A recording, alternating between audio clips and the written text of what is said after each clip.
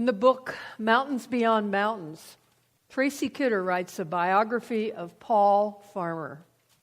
Paul Farmer is a man who shares his time between teaching at Harvard and serving as a volunteer physician in Haiti.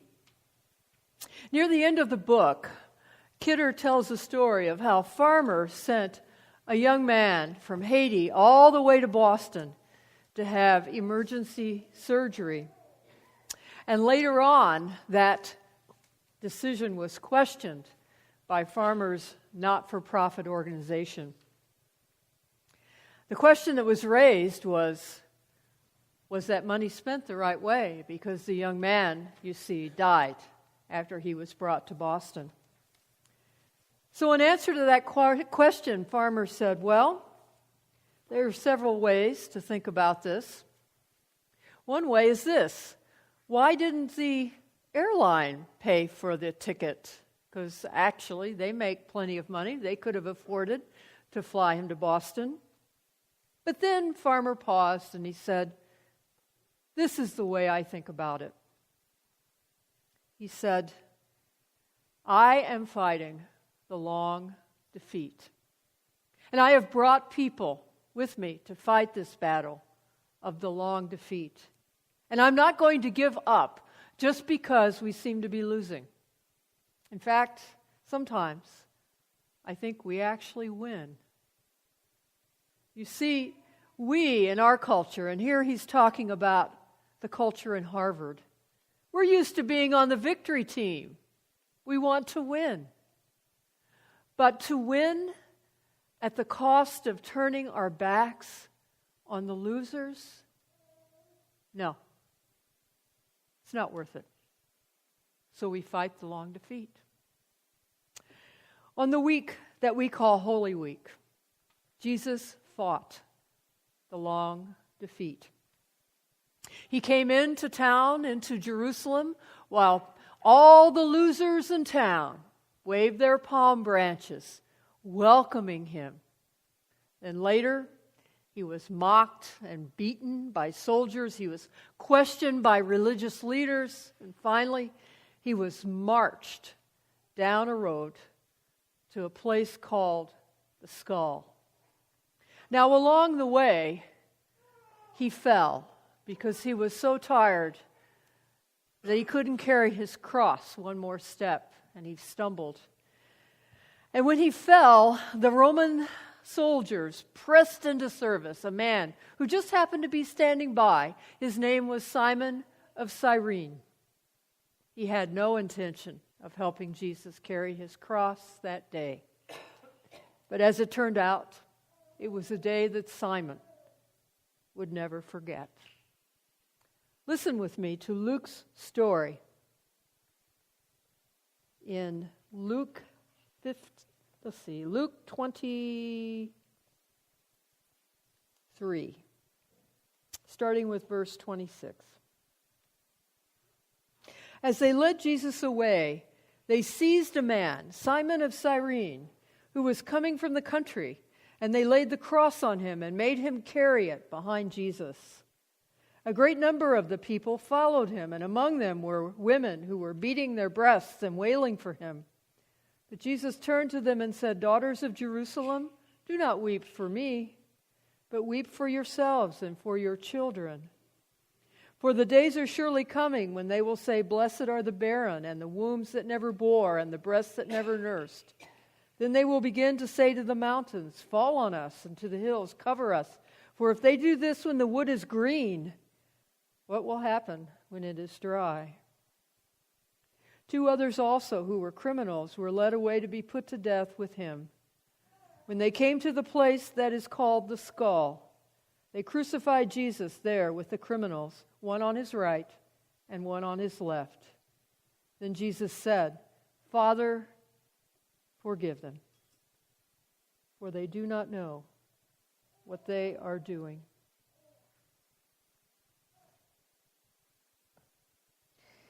Simon was just an innocent bystander on the day that Jesus died. When a person in Jerusalem was accused and convicted and sent to be crucified. They were taken from the judgment hall into a hollow square where there was one Roman soldier on each corner of the square. The convicted criminal would be standing in the middle. Then the soldiers would place the cross on the man who was convicted, and then they would march him by the longest route possible to be crucified.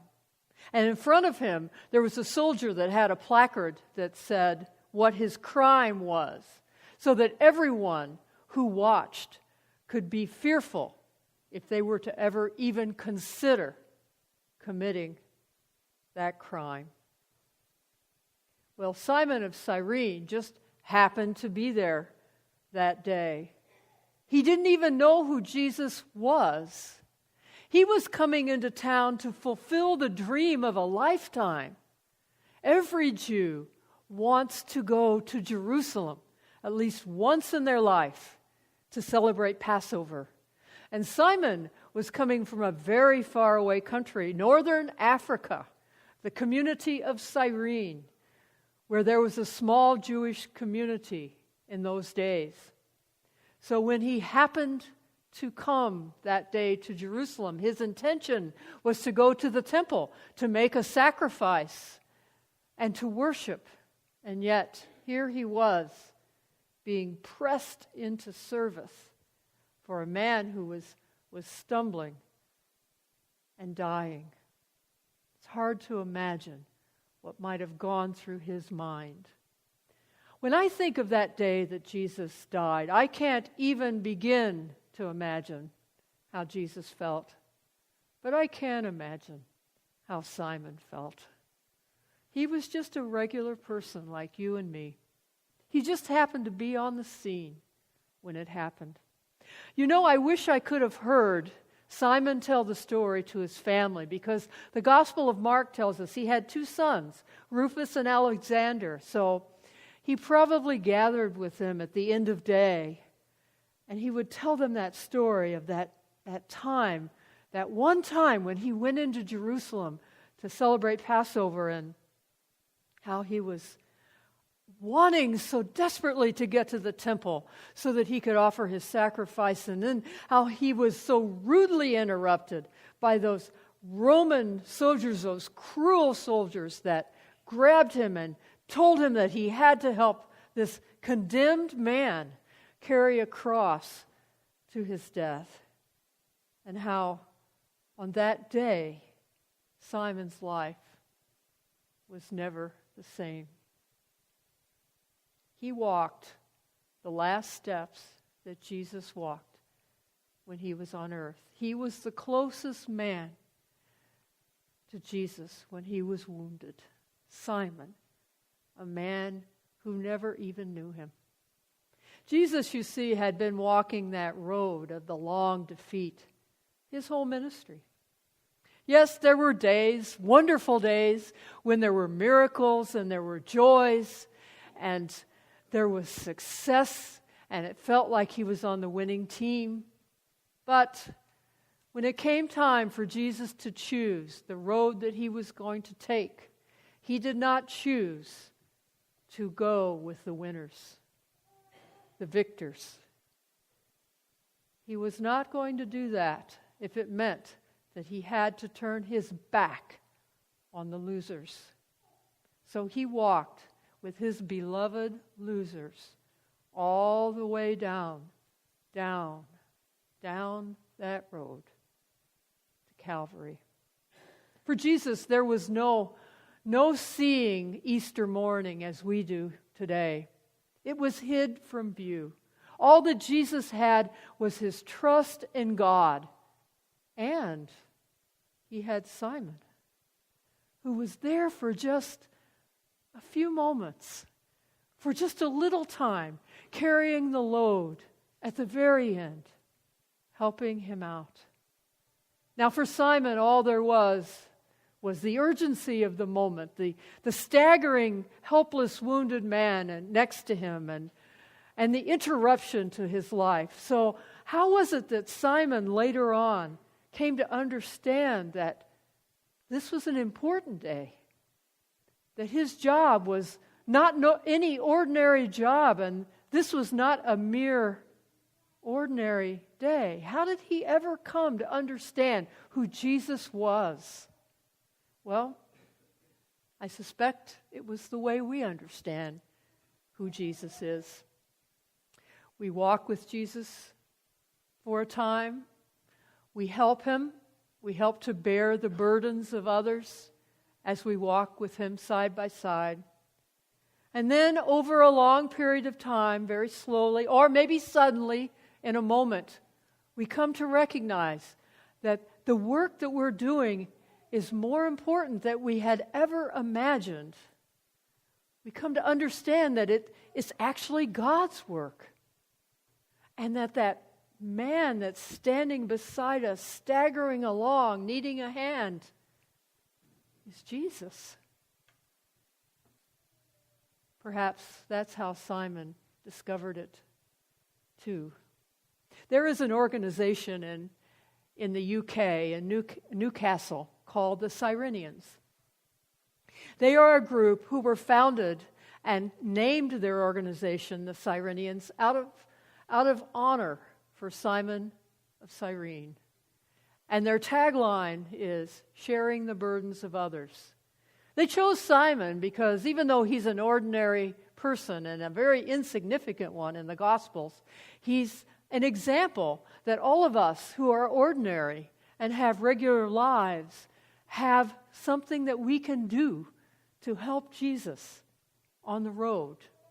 So these people who call themselves the Cyrenians now are aiding and helping homeless, impoverished people. 800 a week. What a wonderful legacy for a man called Simon of Cyrene. Not an important man, but a man who shared the last steps with Jesus, shared the burden for just a little while. How could there be a better legacy for him on earth?